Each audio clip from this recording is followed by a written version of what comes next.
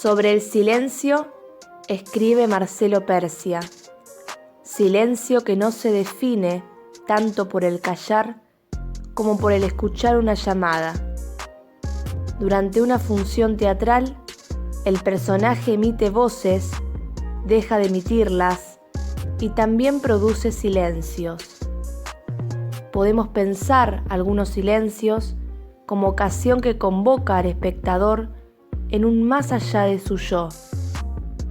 Silencio o voz que convoca, conmueve lo instituido, despierta. En este sentido, ¿qué pensás del silencio en el teatro? En cuanto a la cita de Persia, que el silencio lo entiende no tanto como callar, sino como escuchar una llamada, se me ocurría pensarlo desde el lugar también del silencio o esa llamada, pensarlo desde el lugar del actor, que a mí me parece que el actor se pone en ese espacio vacío, llena ese espacio lanzando un llamado de amor, porque lo que está haciendo es diciéndole todo el tiempo al público: mirame, no dejes de mirarme, quereme, constituime. Es esa demanda de mirada al otro, ¿no? Al otro que está ahí puesto en ese momento en el espectador. Y bueno, y me parece que obviamente se plantea un juego un tanto especular de espejos, porque en esa demanda de amor y en esa recepción que tiene el actor de la mirada del público, que es el amor, cuando te miran es el amor,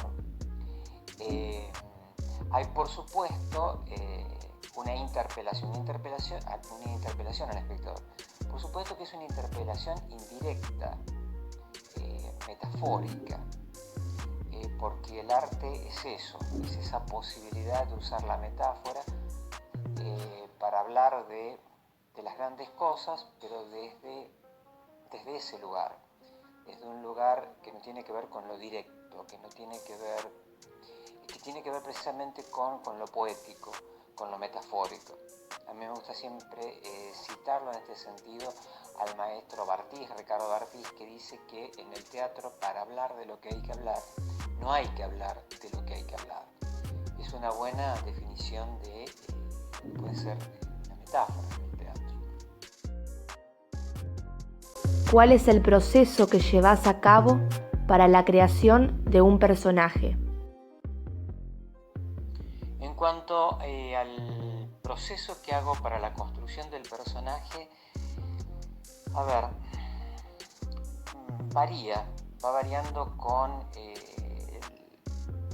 en los distintos espectáculos que he hecho, y porque he tenido la suerte en tantos años de trabajar diversas poéticas, de abordar diversas poéticas, lo cual me ha posibilitado transitar distintos registros actorales, que para mí siempre fue una manera de entrenarme, de mantenerme muy entrenado, esa posibilidad de variar de registros. Pero pensándolo bien, creo que el proceso de creación del personaje en mí está muy relacionado o vinculado con la mirada del director de cada espectáculo. El proceso de construcción del personaje tiene mucho que ver el trabajo que realizo junto al director. Es decir, la mirada del director es esa mirada del primer espectador, también es la mirada que me constituye, ¿no? A ver, el vínculo con el director es muy fuerte, y como todo vínculo humano fuerte, potente, también conflictivo, no es demasiado idílico, o no siempre es idílico. Entonces yo suelo entrar en crisis con esa mirada, me enojo, me encapricho, me encierro, me bloqueo. Y también lo que he podido descubrir en tantos años es que, psicoanálisis mediante también, lo que he podido descubrir es que me cierro cuando esa demanda, esa mirada del director me obliga a enfrentarme a mi propia incompetencia, a mi no saber, al no poder, a mi impotencia, ¿no? Siempre es parte de algunos momentos del proceso, ¿no? Después uno termina saliendo de ahí, termina corriéndose, afortunadamente, y bueno, y se dio seguramente o posiblemente algún aprendizaje.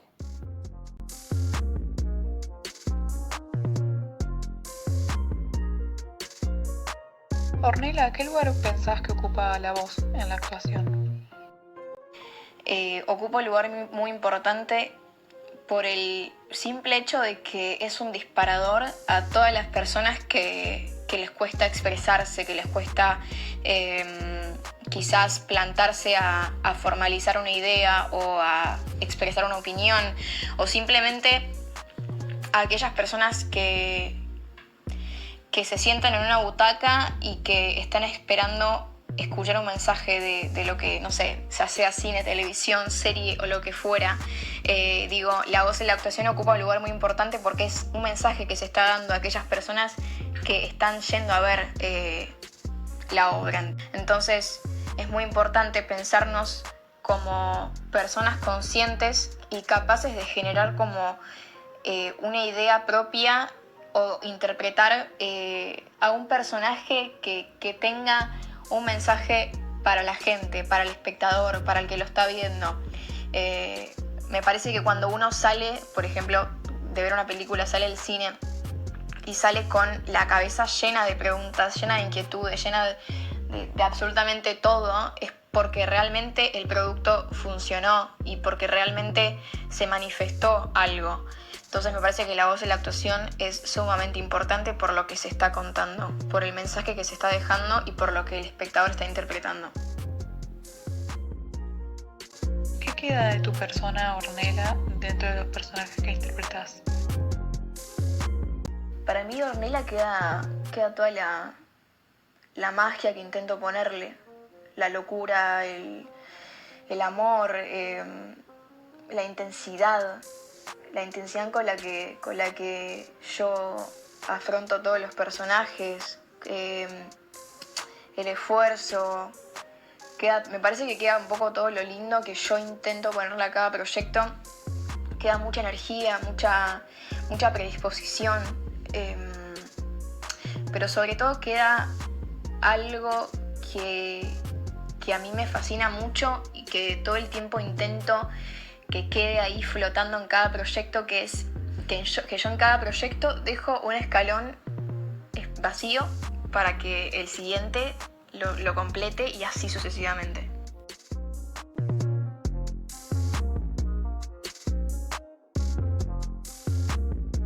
¿Qué opinás acerca del teatro como creación colectiva? El teatro es en sí una creación colectiva. Se parta de un texto ya preexistente o no, siempre hay una creación colectiva. Si no fuera así, sería directamente un grupo de gente que cumple los designios y la imaginación de alguien que les dice cómo hacer las cosas. Sería imposible. A tal punto es una creación colectiva que llega un momento después de tener que uno no recuerda bien de quién fue la idea de que en este momento el personaje levantara la mano o dijera tal cosa o hiciera cualquier acción.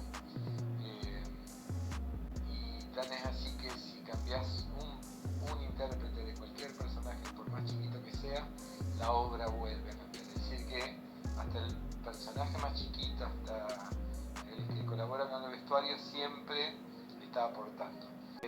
Yo creo que hay una dificultad en el proceso cuando se crea una obra entre muchos, y es que hay una primera etapa en el proceso creativo que es caótica, es necesariamente caótica porque no existe la obra. Entonces, como la obra se va a ir armando, es un caos, no sabemos a dónde va a ir a parar. Cuando todo eso sucede en la cabeza de una persona, ese caos va de alguna manera sedimentando y encontrando soluciones que tienen vinculaciones internas, porque la cabeza de esa persona está encontrando un montón de cosas aunque no sepa. El universo de su cabeza tiene un montón de conexiones que él desconoce y que le hacen encontrar vínculos. Cuando ese proceso caótico se sedimenta en una persona con oficio y conocimiento del tema, es una cosa. Cuando tiene que sedimentar entre muchas personas, no hay esa misma conectividad orgánica que tiene una sola cabeza, me parece a mí. Por eso ahora se usa la figura del dramaturgista, que es alguien que ve todo ese proceso de caos entre mucha gente y termina pasando limpio y dándole un poco de entidad. Yo creo que en los procesos creativos así es muy difícil lograr todo lo que tiene que tener una obra de teatro. Me refiero a conflictos, personajes profundos, vinculación entre los personajes, dosificación de la tensión dramática, superación de un conflicto para pasar a otro posterior. Todo eso es una cosa del oficio del dramaturgo que en general un grupo no logra redondear. Dentro de tu prolífica obra como dramaturgo, menciona alguna que haya sido particularmente significativa para vos, ya sea por su temática, por el momento de tu vida en la que la escribiste, por la innovación que sugería o por la mirada que proponía. Hay una que tiene un gustito especial para mí, es Odiar lo que se ama. No sabría decirte bien por qué. Yo con el tiempo y mirando el video, después de haberla hecho durante más de 20 funciones, incluso me estaba dando cuenta y decía, uy, este personaje me está diciendo esto a mí. Es como que de alguna manera yo me estaba hablando a mí de algo, estaba reflexionando sobre mi vida, sobre la muerte, sobre todo eso. Pero creo que tiene un gustito muy especial también porque fue como un proceso que yo ya le había iniciado con Padre Pedro. Yo dije, quiero sostener una obra con dos personajes. Y en este caso logré sostener la obra con dos personajes, pero además logré algo, creo que no es frecuente. Logré con una obra de 50 minutos que el espectador se tire hacia atrás, hacia prácticamente su infancia, y se tire hacia adelante y piense no solo hasta su muerte, sino a su posterioridad después de la muerte. Creo que es una obra que tiene un vuelo que abarca toda una vida o todas las vidas, desde que son vidas hasta que dejan de serlo y acá. Creo que es una obra muy profunda, muy emotiva, muy poética, y en la que he logrado filosofar, por decirlo así, acerca de la vida, la muerte, el más acá y el más allá.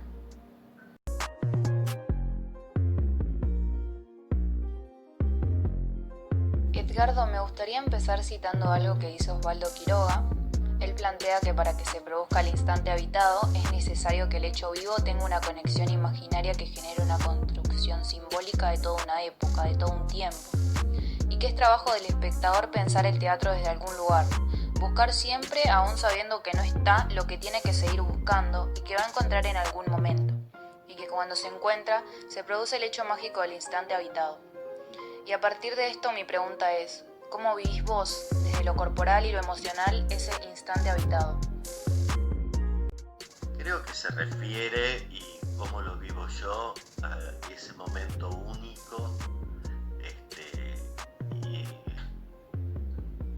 no se puede repetir, que es siempre distinto, como es cada vez que uno pone el cuerpo en un ensayo o en una función, aunque hagamos en esencia siempre lo mismo, siempre va a tener algo nuevo. Digo esto particularmente por el tema del instante, ¿no? Uno no llega a cada función del mismo modo, uno no percibe a su compañero siempre del mismo modo, uno no recibe el público, la energía del público del mismo modo, y eso nos va transformando, y creo que la actividad del actor es particularmente, considero y pregono, porque haga siempre lo mismo, con eso algo nuevo, que a lo mejor hay que le toca en el día, ¿no?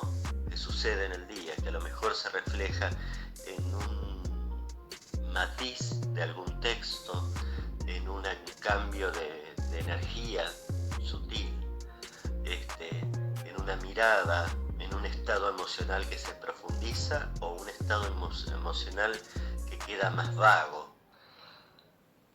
Trato que ese instante habitarlo con la mayor novedad posible. Entonces, cuando tengo un camino trazado, bueno, navegarlo y recorrerlo como si fuese la primera vez, que creo que es lo más difícil que tiene el teatro, para que ese instante no sea una foto, no sea una escultura, no sea algo tangible, sino algo tan intangible como es un instante, ¿no? También me gustaría preguntarte cuál es para vos el secreto para que las obras clásicas perduren en el tiempo. Y me gustaría que elijas una obra clásica que te guste y que nos digas cómo entendés vos que se puede reversionar un clásico sin traicionar su esencia. La pregunta te la estás dirigiendo a alguien que trabaja sobre clásicos mayormente. Algo clásico es algo que no pasa de moda, que supera la moda. La moda es algo inmediato, que se instala, pero luego en todo caso se cristaliza y se mantiene en el tiempo porque tiene ciertas particularidades que hace que supere lo inmediato y quede y perdure en el tiempo. Particularmente los clásicos tratan, como todo el teatro, temas universales. Todo el teatro sabemos que se reduce al binomio vida-muerte. Siempre hablamos de lo mismo. Vida-muerte, amor-desamor, alegría-tristeza, paz-guerra, salud-peste, digamos. Siempre se habla de lo mismo, con distintas metáforas. Pero hay metáforas que pasan a ser eternas. Creo que hay algunos autores que han sabido captar con pluma maestra, con una mirada del universo y la profundidad del ser humano de un modo particular que hace que parezca siempre recién escrito lo que escribieron. Creo que ahí radica la diferencia, en la maestría del quien escribió, y que hace que todo lo que se cuente pareciera que sucedió ayer. Reversionar un clásico sin traicionar su esencia, bueno, eso también tiene que ver con un modelo medio antiguo, digamos, de qué es traicionar la esencia, qué es ser fiel al autor. Son conceptos medios que uno ya los ha perdido. Creo que justamente el tema está en acercar esos textos y entendiéndolos profundamente, aprehendiéndolos con H entre medio, personalmente, haciendo lo propio en ese pacto, en ese otro pacto que hay, que es entre el autor y sus realizadores y sus oficiantes, actores y director y co-creadores, que hace que la esencia del autor esté viva, ¿no? Y si tengo que mencionar alguna obra clásica, voy a hablar del Jardín de los Cerezos, ¿no? Que fue una versión que tuvo un encuentro maravilloso con el espectador. El Jardín de los Cerezos, suite para 4 personajes, que habla de cosas que yo quiero mucho, y cuando la reversioné la guié para ese lugar. Habla del teatro, habla del arte, habla de la familia, habla de la muerte, habla de los paraísos perdidos, de la infancia, de un tiempo que fue mejor, de la decadencia, del espanto de saber la verdad o de aceptar la verdad. De todos los clásicos que he trabajado, que son muchos, creo que es el que